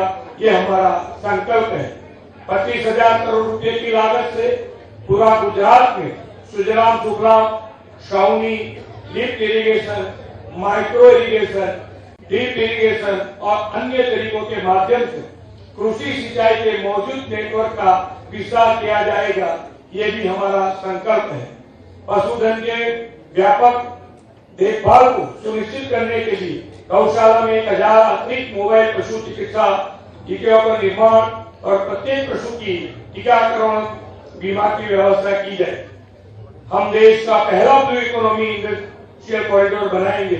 दक्षिण गुजरात और सौराष्ट्र में 2 सी फूड पार्क को शुरू करेंगे और फिशरीज सेक्टर के लिए जरूरी इंफ्रास्ट्रक्चर को मजबूत करेंगे। आदरणीय श्री नरेंद्र भाई मोदी जी द्वारा दिए गए नए भारत के निर्माण में हमारा संकल्प है कि अगले 5 वर्ष में युवाओं के लिए 20 लाख रोजगार का सृजन किया जाए। देश में पहली बार 3000 किलोमीटर लंबी और पूरे गुजरात को कवर करने वाली 4 से 6 लेन की परिक्रमा पथ हमारी नई सरकार बनाएगी। हमारा यह संकल्प पत्र 2022 गुजरात को आदरणीय नरेंद्र भाई के मार्गदर्शन में और अधिक ऊंचाइयों को ले जाने के लिए भाजपा की प्रतिबद्धता को दर्शाता है। जो लोग वंचित है, दूरवंशी इलाकों में रहते हैं, ऐसे गरीब परिवार अब हमारे प्रयासों के केंद्र में होने चाहिए। माननीय प्रधानमंत्री श्री नरेंद्र मोदी जी ने हमें सबका साथ, सबका विकास, सबका विश्वास और सबका प्रयास का मंत्र दिया। उनके इस सूत्र को हम चरितार्थ करेंगे। आइए हम श्री नरेंद्र मोदी की मेहनत को सार्थक करें। आइए हम सब मिलकर भारत माता को विश्व गुरु बनाने के लिए कार्य करें। अगले 25 साल देश और राज्य के लिए अमृत काल है, जब देश आजादी को 100 साल मना रहा होगा और श्री नरेंद्र भाई के नेतृत्व में इस बात की हमें पूरी उम्मीद है। और जो कांग्रेस ने वादे किए थे, 10 गारंटी जो कांग्रेस ने घोषित की थी, उन 10 गारंटियों को हम पूरी तरह से लागू करेंगे और भी हिमाचल की जनता विकास के लिए हम सब कुछ करेंगे। और जो वीरभद्र सिंह जी ने लगातार 6 टर्म में भंसाली को विकास किया था, उसको भी अनवरत रूप से हम जारी रखेंगे और वहाँ की जनता जो पिछले 5 साल से बिल्कुल त्रस्त थी, परेशान थी जो भाजपा की सरकार से, उन सब चीजों को हम सुधार करेंगे। और इस चुनाव में जिन लोगों की महत्वपूर्ण भूमिका रही, मैं कहना चाहूंगा, मैं धन्यवाद करना चाहूंगा प्रियंका गांधी जी का कि उन्होंने इसमें वक्त दिया और उन्होंने कांग्रेस के जो वहाँ चुनाव प्रचार की कमान थी उसको संभाल के बहुत अच्छी तरह से उन्होंने प्रचार किया, उसका बहुत असर गया। हम सोनिया जी का बराबर हर निर्णय में जो सहयोग रहा, जो उन्होंने एक तरह से फ्रीडम दी, उसकी हम जितनी भी सराहना करें वो कम है। और उनकी अध्यक्षता में ही कैंडिडेट फाइनलाइज किए गए थे और उसके बाद वो हटी थी। और राहुल जी की भारत जोड़ो यात्रा, भले वहाँ ना आए हों, लेकिन उसका असर जो है हिमाचल की जनता पे भी बहुत था। और मल्लिकार्जुन खड़गे जी हमारे नए अध्यक्ष आई, वहाँ प्रचार भी करने गए और खड़गे जी ने भी जिस तरह से हमें पूरी तरह से निर्णय की आज़ादी दी और जिस तरह से उन्होंने सहयोग किया, स्वयं कैंपेन किया, खड़गे जी के मैं विशेष रूप से आभारी हैं। केसी वेणुगोपाल जी शुरू से जो उनसे कहा उन्होंने हर बात मानी, हर तरह से सहयोग किया। और इन सब से ऊपर जो हिमाचल कांग्रेस के कार्यकर्ता और वहाँ की जनता, उन सब का भी मैं आभार व्यक्त करूंगा। और किसी भी की तरह से और हमारे दो जो हमारे ऑब्जर्वर थे 3, जिसमें से भूपेश बघेल जी हमारे ऑब्जर्वर, छत्तीसगढ़ के मुख्यमंत्री, उन्होंने बहुत भारी सहयोग किया, जो 10 गारंटी बनाने में उनका बड़ा सहयोग रहा और चुनाव प्रचार भी उन्होंने किया। और इसके बाद जो है सचिन पायलट जी ने भी जबरदस्त वहाँ पे कैंपेन किया, अशोक गहलोत जी ने भी वहाँ पे कैंपेन किया, हुडा जी ने वहाँ पे कैंपेन किया, हमारे आज के ऑब्जर्वर हुडा जी भी हैं, प्रताप सिंह बाजवा जी भी हमारे ऑब्जर्वर वहाँ पे। उसके अलावा AICC के सारे सेक्रेटरी और पदाधिकारी, उन लोगों ने जो सहयोग दिया, उस सहयोग के लिए हम बहुत बहुत आभारी हैं। और हमारी ये जीत अगर पूरी तरह से हो जाती है तो हम जल्दी वहाँ कांग्रेस की सरकार का गठन करेंगे। अभी हम जा रहे हैं वहाँ और अपने विधायकों की बात करेंगे, विधायकों से सबसे बात करके विचार विमर्श करके और हाईकमान के ऊपर सारा फैसला छोड़ा जाएगा। देखिए, अगर देखिए ऑपरेशन लोटस का कोई डर नहीं है, क्योंकि जो है अगर ये आंकड़ा रहता है 40 और 25 का, तो मुझे नहीं लगता कि कोई इसमें जो है ऑपरेशन लोटस का कोई खतरा। वो लोग भी इस बात को समझते हैं और हम किसी के खिलाफ आज कुछ नहीं बोलना चाहते, न भाजपा नेताओं के खिलाफ न किसी के खिलाफ। मेरा ये मानना है कि देवभूमि में हमें भगवान ने मैंडेट दिया है, हम उसमें अपना कार्य पूरा करने की कोशिश करेंगे। मैंने आपको कहा विधायकों से विचार विमर्श होने के बाद पार्टी हाईकमान तय करेगी। हम प्रियंका जी को कितना श्रेय देंगे? नहीं, पूर्ण रूप से जो है श्रेय हम देंगे प्रियंका जी को। निश्चित रूप से उन्होंने मेहनत की वहाँ पे। सर, प्रियंका बुलाया जा रहा है। अभी हमने अभी जो योजना बनाई है वो हमने, चूंकि चंडीगढ़ इसलिए है क्योंकि वहाँ चंडीगढ़ हिमाचल फैला हुआ है। शिमला जिले के लोग भी चंडीगढ़ आसानी से आ जाते हैं और कांगड़ा के लोग भी, हमीरपुर, चंबा, सब लोगों के लिए चंडीगढ़ एक सहूलियत पड़ती है। इसलिए अभी चंडीगढ़ हमने बुलाने की बात कही है। शाम तक ये फैसला लेंगे कि उनको चंडीगढ़ बुलाएं या शिमला बुलाएं। अभी हम जा रहे हैं, हम और भूपेश बघेल जी और हुडा जी वहाँ ऑलरेडी मौजूद हैं। सीएम का चंडीगढ़ में क्या होगा? क्या कोई सांसद भी मुख्यमंत्री बन सकता है? देखिए, सीएम का जो भी क्राइटेरिया, जो कुछ भी है, सब पार्टी हाईकमान तय करेगी। ठीक है, धन्यवाद। राजीव शुक्ला बता रहे हैं कि अब सीएम का जहां तक सवाल है, पार्टी आला कमान तय करेगी। हालांकि जनता का फैसला यहां पर साफ है। 40 सीटें कांग्रेस को मिली हैं, बीजेपी 25 सीटों पर आगे है। तमाम लोगों को उन्होंने श्रेय दिया है। प्रियंका गांधी ने वहां पर रैलियां की हैं और सभी के नाम उन्होंने गिनाए। हमारे साथ पैनल पे तमाम लोग मौजूद हैं इस पर चर्चा के लिए। कांग्रेस की वहां जीत, बीजेपी की गुजरात में जीत। लेकिन एक ब्रेक लेते हैं, पहले लौटेंगे हम इस पर।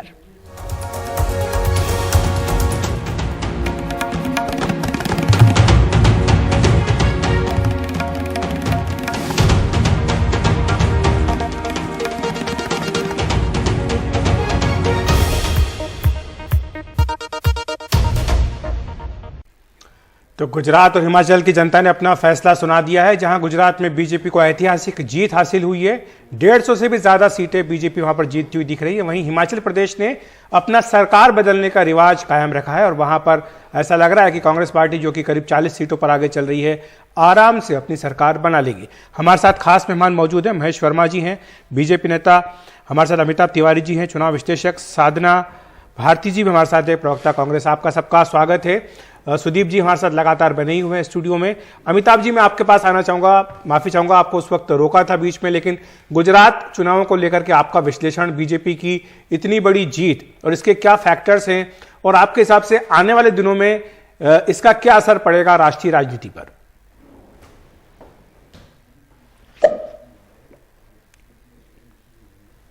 अमिताभ जी, आप सुन सक रहे हैं हमें? ओके, सुदीप जी, आपकी एनालिसिस इस पर क्या है? क्या फर्क पड़ेगा बीजेपी के लिए? क्या रेपरकशंस हैं इसके? क्या मतलब है इतनी बड़ी जीत के? क्या मायने? हिमाचल और गुजरात गुजरात की तो जो बड़ी जीत है उससे मैंने बीजेपी को, मुझे नहीं लगता, क्योंकि जिस तरीके की वो पार्टी है कि यूपी में इतनी बड़ी जीत के दूसरे दिन प्रधानमंत्री पहुंच गए थे गुजरात में प्रचार करने, तो मुझे तो लगता है कि वो अगला चुनाव कैसे लड़ा जाए, जीता जाए, इसकी तैयारी आज से शुरू कर नहीं, आज से जिस दिन पोलिंग खत्म हुई थी उसी दिन शुरू कर दिया। हाँ, लेकिन ये जरूर है कि ये जो मार्जिन है, इस मार्जिन के दो कारण हैं। एक कारण ये है कि जो वोटिंग कम हुई है उसमें अपोजिशन का वोट पूरा नहीं पड़ा है, दूसरा जो पड़ा उसमें भी डिवीजन हो गया है, इसलिए ये इतनी बड़ी मार्जिन हमको दिखाई दे रही है। अगर इस मार्जिन से लोकल लीडरशिप लेथार्जिक हो जाती है या उसमें एरोगेंस आता है तो उसके लिए फिर उनको अगले चुनाव में तकलीफ होनी पड़ेगी। महेश जी के पास आना चाहूंगा। महेश जी, गुजरात की जनता ने क्या संदेश दिया है? निश्चित रूप से हमारे जिस तरह का एक दिव्य प्रधानमंत्री का एक दिव्य नेतृत्व और वहां देवतुल्य जो हमेशा जो है बरसों बरस से लगातार एक 75 साल की जो एक भाजपा कार्यकर्ताओं की रीति और नीति है, उसका कहीं अगर सही प्रकटीकरण है तो जहां देश ही नहीं दुनिया में एक रिकॉर्ड बना है कि एक पार्टी की जो है सरकार लगातार वहां जो है सरकार में बनी हुई है, तो निश्चित रूप से उसका काम है। और कम मतदान के बावजूद भी इस बार तो मतदाताओं की संख्या भी कम बढ़ी है, 2.33% है, और कम मतदान के बावजूद भी हम इसमें अगर कहीं सफल रहे तो इसका श्रेय निश्चित रूप से एक दिव्य और प्रखर नेतृत्व जो प्रधानमंत्री का, और जो वहां देवतुल्य कार्यकर्ता है जो निस्वार्थ भाव से जुटे रहते हैं। जब उस सरकार में हम नहीं भी थे तब भी उसी वो लय से काम कर रहे होते, और आज सरकार में होने के बावजूद भी अगर उनके अंदर ये भावना है कि हमें अपनी पार्टी, हमारे अपने नेतृत्व, अपने नेता के लिए काम करना चाहिए, तो निश्चित रूप से ये उसी का जो है। गुजरात के बारे में जो आप लोगों का खुद का आकलन था वो क्या था? उम्मीद से ज्यादा सीटें आई या आप सोच रहे थे कि इतना ही आएगी? नहीं नगमा जी, हम तो जो समझ के चल रहे थे निश्चित रूप से इतनी बड़ी अप्रत्याशित जीत की तो हमें भी कहीं आकलन नहीं था। साधना भारती जी के पास जाना चाहेंगे और काफी समय से इंतजार डबल मार्जिन हिमाचल प्रदेश का परिणाम कांग्रेस के पक्ष में गया है। आपकी संक्षिप्त टिप्पणी के सरकार बनाने में कोई दिक्कत नहीं होगी? साधना जी, बड़ी विडंबना है कि लोकतंत्र में आज हमें ऐसी बात भी करनी पड़ती है कि विधायक कहीं खरीद तो नहीं लिए जाएंगे। एक शोले में वो था ना गब्बर सिंह कि आ जाएगा तो सब लूट के ले जाएगा। अब लोकतंत्र में भी लूटतंत्र के लुटेरे हो गए हैं, विधायकों को लेके तो नहीं चले जाएंगे। लेकिन इतनी सी बात करके अपनी बात समाप्त करूंगी कि एक संदेश गुजरात ने जरूर दे दिया। निश्चित तौर पर हमारे लिए निराशाजनक जरूर है गुजरात का रिजल्ट। हिमाचल में हम सरकार बना रहे हैं लेकिन मोदी जी की लोकप्रियता घटी है, ये तय हो गया, क्योंकि दिल्ली से भी बाय बाय टाटा कर दिया जनता ने, हिमाचल से भी कर दिया, और गुजरात कह रहा है दोनों हाथ फैलाकर आ जाइए। अभी ब्रेक ले रहे हैं साधना जी, ये चर्चा जारी रखेंगे, आपको पूरा मौका देंगे एक ब्रेक के बाद। साधना जी, आपने लंबा इंतजार किया है।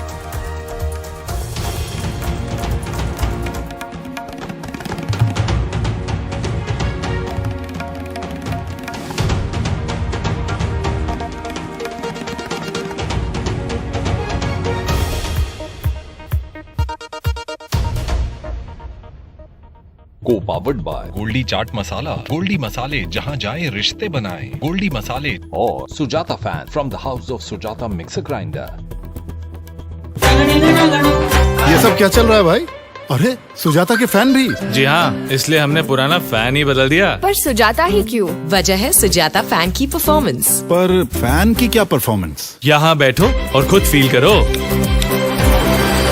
Sujata fans from the house of Sujata mixer grinder. Life में मुश्किल दिनों के दर्द, उनका असमय होना, चिड़चिड़ापन, थकान, कमजोरी व खून की कमी जैसे तकलीफें होती हैं। अपनाएं इंडिया की नंबर 1 औषधि व टॉनिक हेम पुष्पा। 50 लाख की है। 50 लाख? जैसा परफॉर्मेंस वैसी प्राइस। इंडिगो पेंट्स भी यही कहता है। Extra shine, extra coverage, longer life. Indigo medico paints. जैसा परफॉर्मेंस वैसी प्राइस। पेश है स्वीटी क्रश नींबू पानी, सनसनाते नींबू का एहसास। फील फ्रेश विद नींबू पानी। बीमारियों पर होने वाला खर्च मेरे जैसों के लिए चिंता का सबसे बड़ा कारण था, पर फिर हमारे राजस्थान के मुख्यमंत्री श्री अशोक गहलोत जी ने शुरू की मुख्यमंत्री चिरंजीवी स्वास्थ्य बीमा योजना। आज हमारे जैसे परिवारों को हर साल 10 लाख रुपए का निशुल्क स्वास्थ्य बीमा मिल रहा है और 5 लाख का दुर्घटना बीमा भी। गंभीर बीमारियों के साथ साथ अब इम्प्लांट और ट्रांसप्लांट जैसे महंगे इलाज भी निशुल्क हो रहे हैं। मुख्यमंत्री चिरंजीवी स्वास्थ्य बीमा योजना, जिसके तहत अब तक 27 लाख से अधिक मरीजों को मिल चुका है लगभग 3,200 करोड़ रुपए का निशुल्क इलाज। निशुल्क जांच, निशुल्क इलाज। मुख्यमंत्री चिरंजीवी स्वास्थ्य बीमा योजना। ऐसी ही अनेक योजनाओं से बना है मॉडल स्टेट राजस्थान, जहां जन कल्याणकारी नीतियों का लाभ पहुंचता है हर गांव, शहर, गलियारे में। कितना सुखद लगता है ये जानकर, वाकई कोई तो है जो सोचता है हमारे बारे में।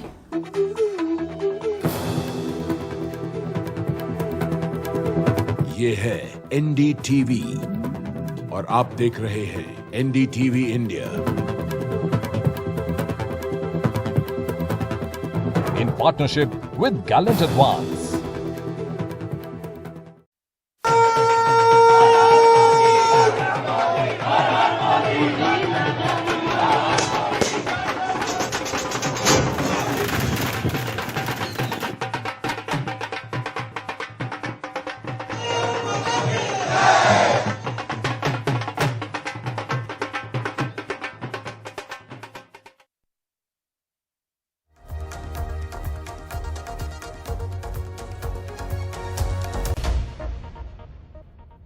को पावर्ड बाय गोल्डी चाट मसाला। गोल्डी मसाले जहां जाए रिश्ते बनाए। गोल्डी मसाले और Sujata fan from the house of Sujata mixer grinder.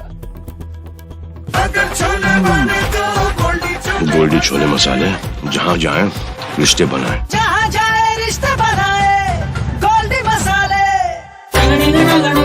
ये सब क्या चल रहा है भाई?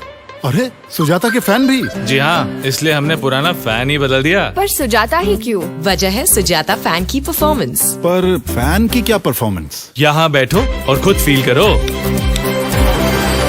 Sujata fans from the house of Sujata mixer grinder. Life में मुश्किल दिनों के दर्द, उनका असमय होना, चिड़चिड़ापन, थकान, कमजोरी व खून की कमी जैसे तकलीफें होती हैं। अपनाएं इंडिया की नंबर 1 औषधि व टॉनिक हेम पुष्पा। स्ट्रेंथ से मैं कर पाता हूँ सॉलिड एक्शन और फ्लेक्सिबिलिटी से सुपर डांस। ऐसा ही एक और मल्टी टैलेंटेड हीरो है। जीके TMT बार्स, सपनों को जी के देखो।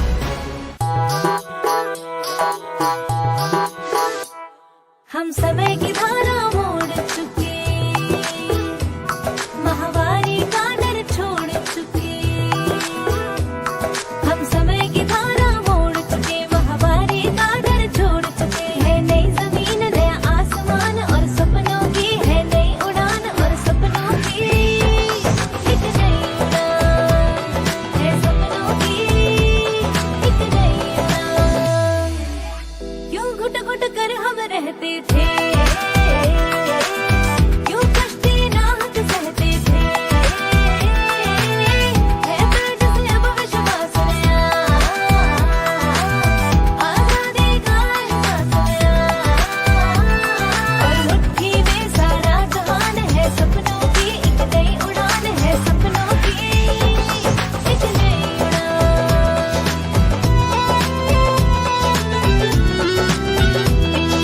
सखी बन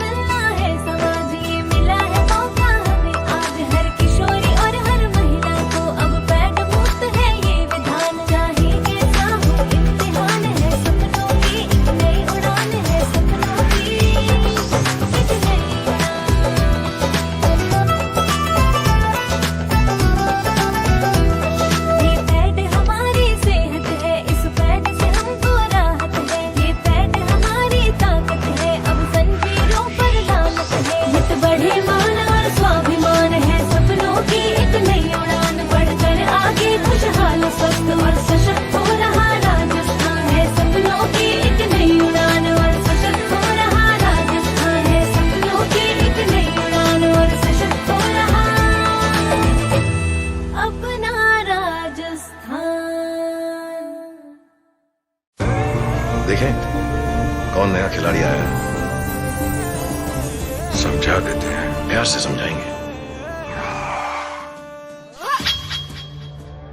ये तो अपनी जुबान है। जुबान एक हो तो दिल भी एक होने चाहिए।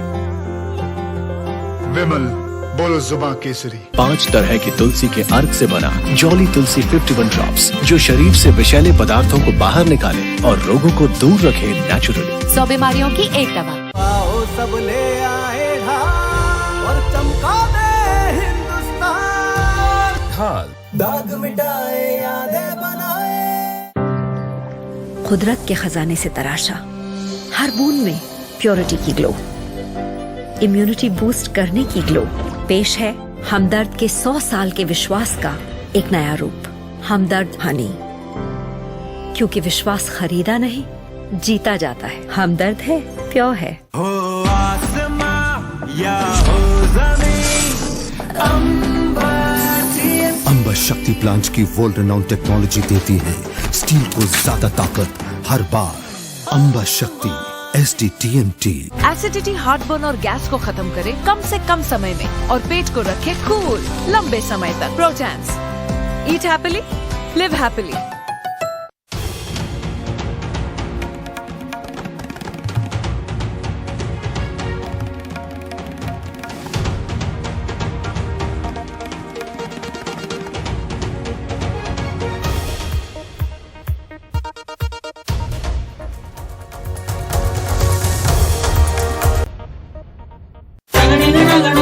ये सब क्या चल रहा है भाई?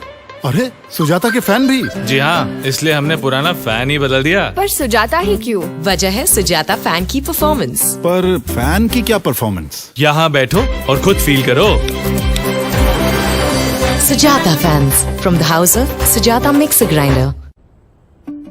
सोने का मूड होता है दिन भर के मूड से बिल्कुल अलग, इसीलिए घर लाइए वेलस्पन का 2-in-1 reversible bedsheet. Welspun, life से मांगो मोर।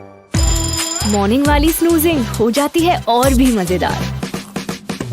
फ्रेंड्स के साथ नाइटिंग बने और भी मेमोरेबल। छोटा बड़ा हर मोमेंट लगे और भी बेहतर जब मेरे साथ हो मेरा favourite signature blanket. Everything feels warmer. Signature blankets, it completes. क्या आप थकान, तनाव, घटते जोश व स्टेमिना से परेशान हैं? तो रोज लें शिलाजीत केसर मोतीयुक्त 70 वर्षों से विश्वसनीय राज वैद्य रसायन वटी। ACC सुरक्षा पावर सीमेंट, इसकी कमाल की स्ट्रेंथ मल्टीप्लायर्स दें बढ़ती मजबूती का पावर। तो आइए बनाते हैं आपका घर ACC सुरक्षा पावर सीमेंट के साथ। जिसकी सोच में होगा घिनौनापन, उस घिनौनी सोच का होगा अंत। खौफनाक मुजरिम के शिकंजों में फंसी है जान, उस मुजरिम के इरादों का होगा अंत। अब जुर्म खुद बताएगा सच और होगा अपराध का अंत। क्राइम वर्ल्ड, अपराध का अंत, सोमवार से शनिवार रात 10 बजे सिर्फ शेमारू टीवी पर। रीमा बहुत छोटी है, लेकिन अपनी छोटी सी जिंदगी में बहुत दुख झेले हैं। रीमा के माँ बाप मजदूरी करके बड़ी मुश्किल से परिवार का पेट पालते थे और उन्होंने रीमा की कम उम्र में शादी कर दी थी। शादी के 19 महीने बाद ही उनके पति की एक रेल दुर्घटना में मौत हो गई और उनके ससुराल वालों ने रीमा को मौत का जिम्मेदार ठहराया। रीमा प्रशिक्षण और उत्पादन केंद्र के लिए चुनी गई और 15 दिन की ट्रेनिंग मिली। सिलाई के अलावा रीमा चिकनकारी की कढ़ाई भी करती है। ये बताइए, चिकन का काम कितना मुश्किल है कि बहुत आसान है? सर अब हम कर लेते तो हमको आसान पड़ गया ना। पहले से तो बहुत कठिन सा, मतलब सिलाई सीखे यहाँ से करना और ट्रेनिंग में भी करी थी। हम तो सोचा ही और मतलब पैसा ही कमाए, नाम कमाए सर। अच्छा ही हमारा नाम हो कि मतलब हर चीज बना कर लेती है। देखें कौन नया खिलाड़ी आया है समझा देते हैं, प्यार से समझाएंगे। ये तो अपनी जुबान है। जुबान एक हो तो दिल भी एक होने चाहिए। विमल बोलो जुबान केसरी। आज की पोल्यूशन और पेस्टिसाइड भरी लाइफ में आपका परिवार अनगिनत बीमारियों के साए में रहता है, इसलिए अपनाएं 5 तरह की तुलसियों के अर्क से बना जॉली तुलसी 51 ड्रॉप्स, जो शरीर से विषैले पदार्थों को बाहर निकाले और रोगों को दूर रखे नेचुरली। इंडोर सही आउटडोर सही, कैसा भी कहीं भी फ्लोर सही। इंडिगो पेंट्स जो फ्लोर पे इतने प्यारे रंग भरता है, तो फिर सोचो ये वॉल्स पे तो कैसा कमाल कर सकता है। इंडिगो पेंट्स जो वॉल पे हो, तो हम भी कहे और तुम भी कहो, इंडिगो पेंट्स वाह वाह, इंडिगो पेंट्स वाह। फ्लोर के लिए इंडिगो फ्लोर पेंट, वॉल्स के लिए इंडिगो इमल्शंस। रामू रट ले, कास मधु कास मधु कास मधु, खांसी की गुणकारी दवा है कास मधु। अच्छा, कास मधु कास मधु कास मधु। पापा हीरोज करते क्या है? वो आपके साथ रहते हैं और आपको प्रोटेक्ट करते हैं। हीरो सिर्फ पर्दे के आगे ही नहीं, दीवारों के पीछे भी। गैलेंट एडवांस TMT सरिया, इसकी ताकत बने घर की ढाल और इसकी फ्लेक्सिबिलिटी रखे घर को सॉलिड सालों साल। गैलेंट एडवांस TMT सरिया, निर्माण का रियल हीरो।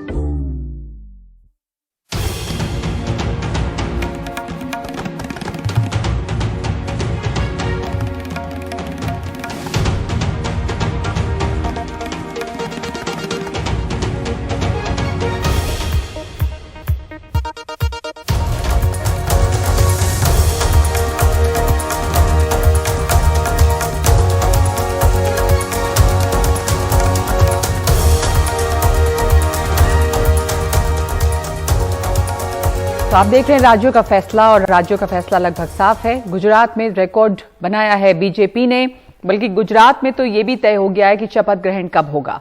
तो आपको जानकारी दे दें कि 12 दिसंबर को वहां पर शपथ ग्रहण होना तय हुआ है, और दोपहर के 2 बजे शपथ ग्रहण होगा, जिसमें प्रधानमंत्री जाएंगे। ये भी चर्चा है कि मुख्यमंत्री बदले नहीं जाएंगे, इतनी भारी जीत मिली है तो भूपेंद्र पटेल जो हैं वो रहेंगे मुख्यमंत्री। ये सब खबरें गुजरात से आ रही हैं। इधर हिमाचल से बड़ी खबर ये है कि हिमाचल में कांग्रेस को काफी अच्छी बढ़त मिली हुई, और कांग्रेस के खेमे में अब मुख्यमंत्री को लेकर हलचल है कि कहीं उसमें लेकर मनमुटाव ना हो। कई नाम उभर रहे हैं और इसके तमाम बड़े नेता जैसे भूपेंद्र हुड्डा हैं, भूपेश बघेल हैं, उन लोगों को ये जिम्मेदारी दी गई है कि वो हिमाचल प्रदेश को सुरक्षित रखें। उनके MLAs जो हैं, और शायद सब जो हैं वो चंडीगढ़ में आने वाले हैं, राजीव शुक्ला, ये सब लोग हिमाचल पहुंच रहे हैं ताकि सबको एकजुट रखा जा सके। और हमारे साथ तमाम मेहमान यहां पर मौजूद हैं गुजरात और हिमाचल पर चर्चा करने के लिए। तो मैं आपसे पहले बात कर रही थी यहाँ पर तारिक साहब कि गुजरात में हुआ क्या जो इस बुरी तरह से वहां पे बीजेपी ने स्वीप किया, जबकि कोई इमोशनल मुद्दा नहीं था। मोरबी, वहां से बीजेपी का कैंडिडेट जीतता है, उसको विपक्ष मुद्दा बना नहीं पाई। जिस तरह का डिजास्टर मोरबी ने देखा, थोड़ा सा मैं उसको समझ नहीं पा रहा हूँ। एक मोरबी की सीट है, वहां से बीजेपी का जीतना, हालांकि बीजेपी का विरोध हो रहा था वहां पे मोरबी में कैंपेनिंग के दौरान।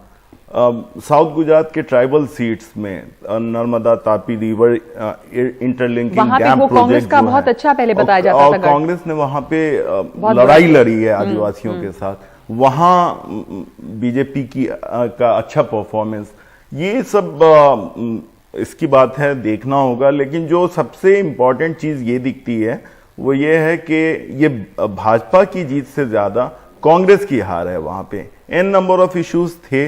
महंगाई बहुत बड़ा मुद्दा था, आप कहीं भी जाएं लोग बात कर रहे थे उसके बारे में। अनएम्प्लॉयमेंट एक बड़ा इश्यूज था। सूरत और जो इंडस्ट्रियल, एक बार हिमाचल की जानकारी दे दें। हमने भी बताया था कि राजीव शुक्ला, भूपेंद्र सिंह हुड्डा, भूपेश बघेल, ये तीनों जो रणनीतिकार कहे जा रहे हैं हिमाचल की जीत के आर्किटेक्ट्स, वो जो हैं वो हिमाचल रवाना हो गए हैं और वहां पे पहुंचने वाले हैं। प्रियंका शर्मा जी हैं हमारे साथ। शर्मा जी, आपने भी सुना होगा प्रतिभा सिंह को, जो बार बार वो बात कह रही थी, तो क्या हम माने कि अब जो है कांग्रेस आला कमान को एक मशक्कत करनी पड़ेगी? मजबूत है उनकी दावेदारी, और उनकी दावेदारी काफी मजबूत लग रही है। समर्थन में नारे भी लग रहे थे सुबह जब वो बाहर निकली थी। तो कहा गया कि परिवार को, वो उन्होंने कह दिया है कि परिवार को आप नजरअंदाज नहीं कर सकते और विरासत को भी नहीं। जी जी जी जी, वीरभद्र सिंह जी की विरासत को अभी तक जनता एक्सेप्ट कर रही है, उसका ऑनर कर रही है। और यही कारण है कि भी पिछले जो उपचुनाव में प्रतिभा सिंह जीती मंडी संसदीय क्षेत्र से, और इस बार भी एक ऐसी वेव चलाने की कोशिश की गई कांग्रेस की ओर से ताकि वीरभद्र सिंह को लोग याद रखें। लेकिन 3 मुद्दे बहुत ज्यादा हिमाचल में उभरे। एक तो OPS का मुद्दा और कर्मचारियों से जुड़ा दो मुद्दे थे, एक ओपीएस का मुद्दा और एक जो अनुबंध पर रखे गए जो कर्मचारी हैं उनको सरकारी नौकरी में लाना।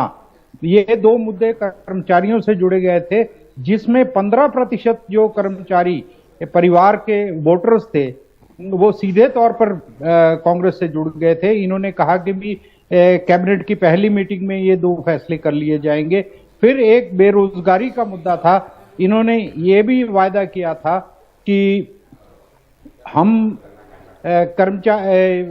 बेरोजगारी के लिए 1 लाख पहले दिन ही हम अनाउंस करेंगे कि भी कहाँ कौन कौन सी वैकेंसीज निकलेंगी और 1 लाख वैकेंसीज का हम फैसला पहले दिन करेंगे। और तीसरा मुद्दा जो था वो महिलाओं से जुड़ा था कि 1500 रुपए 18 साल से ऊपर जितनी भी महिलाएं हैं, तो महिलाओं का वोट, एक बात आपको बता दें कि हिमाचल में इस बार महिलाओं का 3% वोट एक्स्ट्रा पड़ा है। जरूर जी सर। सुदीप, आप कुछ कह रहे थे कि पेंशन के बारे में और ओपीएस। हाँ, देखिए ओल्ड पेंशन स्कीम के बारे में, जैसे अभी थोड़ी देर पहले वो बीजेपी की जो प्रवक्ता थी वो कह रही थी कि राजस्थान में निर्णय हुआ, लागू तो नहीं हुआ। उसको समझिए आप, 2004 तक जो रिटायर होने वाले लोग हैं उनको तो ओल्ड पेंशन स्कीम मिलेगी ही। ये जो 2004 या उसके बाद भर्ती हुए लोग हैं उनको नई पेंशन स्कीम मिल रही है, तो उनको ओल्ड पेंशन स्कीम तब मिलेगी जब वो रिटायर होंगे। माने ये जो राज्य सरकारें धड़ाधड़ कैबिनेट में फैसले कर रही हैं कि हम ओल्ड पेंशन स्कीम लागू करेंगे, उनको मालूम है कि आने वाले 10, 12, 15 साल इसका कोई आर्थिक बोझ नहीं पड़ने वाला है। तो जो सरकार आएगी तब उनके ऊपर, और इसीलिए वो जो एनपीएस का पैसा है, जो नेशनल पेंशन स्कीम में कंट्रीब्यूशन जा रहा है, वो वापस मांग रहे हैं, जिससे कि वो स्टेट बजट में आ जाएगा और तो वो डेवलपमेंट भी करेंगे। जी हाँ, सही कर रहे हैं। वो केंद्र से कई राज्यों ने कहा कि हमारा बहुत बकाया है, हमें दे दीजिए। एक ब्रेक के लिए रुकते हैं और आते हैं और हम चर्चा जारी रखते हैं।